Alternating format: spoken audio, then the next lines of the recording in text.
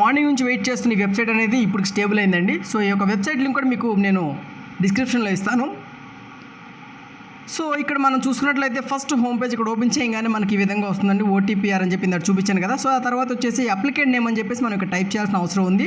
అదేవిధంగా date of birth as per me certificates ప్రకారంగానే date of birth అవన్నీ ఇవ్వండి.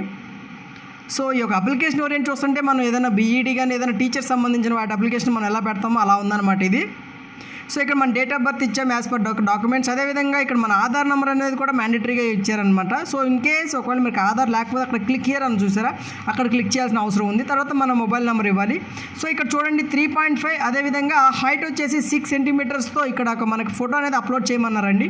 సో ఆ ఫోటో అనేది నేను ఆల్రెడీ డిజైన్ చేశాను. సో డిజైన్ చేసేసి ఇక్కడ అప్లోడ్ పెడుతున్నాను. సో అప్లోడ్ పెట్టే బిఫోర్ దట్ ఇక్కడ మనకు ఒక క్యాప్చా ఉంటుంది. సో ఆ టర్మ్స్ అండ్ కండిషన్స్ అన్ని ఓకే చేసి అక్కడ క్యాప్చా దగ్గర మనం క్లిక్ చేస్తే సబ్మిట్ అవుతుంది అనమాట మన అప్లికేషన్. అంటే లైక్ ఒక ఒక స్టెప్ నుంచి సబ్మిట్ అయ్యి నెక్స్ట్ స్టెప్కి వెళ్తుంది. సో ఆ నెక్స్ట్ స్టెప్లో కూడా ఉండే డీటెయిల్స్ కూడా మనం ఇప్పుడు ఎంటర్ చేస్తాం మాన్యువల్గా. మీరు చూడండి. సో అప్లోడ్ అని చెప్పేసి క్లిక్ చేశానండి ఇప్పుడు ప్రజెంట్ ఉన్న డీటెయిల్స్. సో ఇక్కడ మనం నెక్స్ట్ స్టెప్కి వచ్చాం. సో నెక్స్ట్ స్టెప్కి వచ్చాక ఇక్కడ మనకు ఒక చెక్ బాక్స్ ఉంటుంది. ఆ చెక్ బాక్స్ టిక్ చేయాలి. అదేవిధంగా మన నేమ్ ఒకసారి క్రాస్ వెరిఫికేషన్ చేసుకోండి.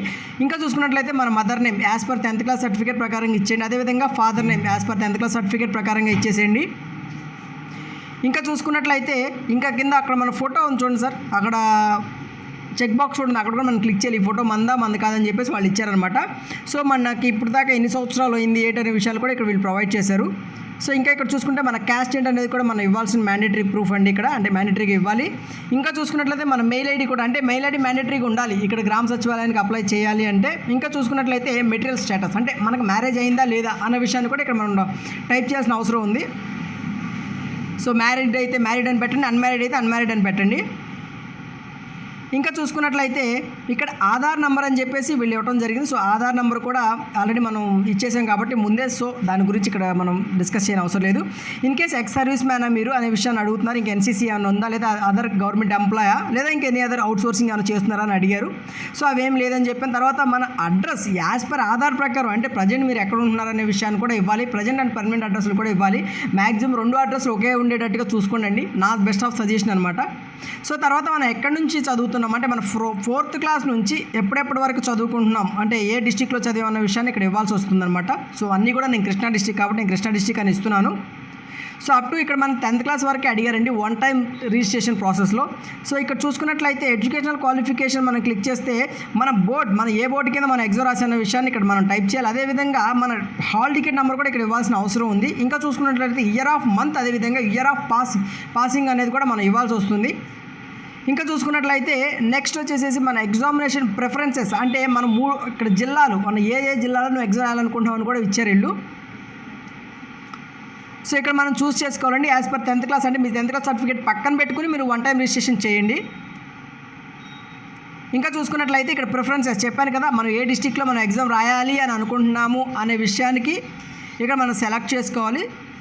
సెలెక్ట్ చేసినాక టర్మ్స్ అండ్ కండిషన్స్ అన్నీ కూడా మనం డిక్లరేషన్ చెక్ బాక్స్ టిక్ చేసి సబ్మిట్ చేయాలి.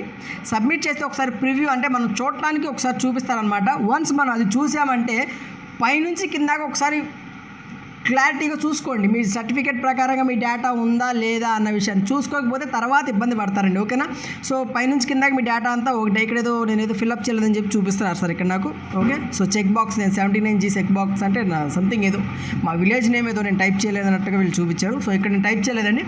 సో విలేజ్ నేమ్ కూడా ఇవ్వాలి. సో ప్రతి ఒక్క మ్యాండేటరీ ఫీల్డ్ మనం ఫిల్ చేస్తేనే మనకు అప్లికేషన్ అనేది ముందుకి, అంటే ఓటీఆర్ అప్లికేషన్ అనేది కంప్లీట్ అవుతుంది. సో ఇక్కడ మన విలేజ్ నేమ్ కూడా అన్నీ ఇచ్చేస్తే ఇక్కడ మనకి ప్రివ్యూ అని చెప్పేసి ఇలా వస్తుంది. వన్స్ క్రాస్ వెరిఫికేషన్ చేసుకోండి. క్రాస్ వెరిఫికేషన్ చేసినాక ఎడిట్ ఆప్షన్, తప్పులుంటే ఎడిట్ ఆప్షన్ ఇప్పుడే చేసుకోండి. వన్స్ సబ్మిట్ చేసినాక ఎడిట్ ఆప్షన్ ఉండదు. ఓకేనా సార్.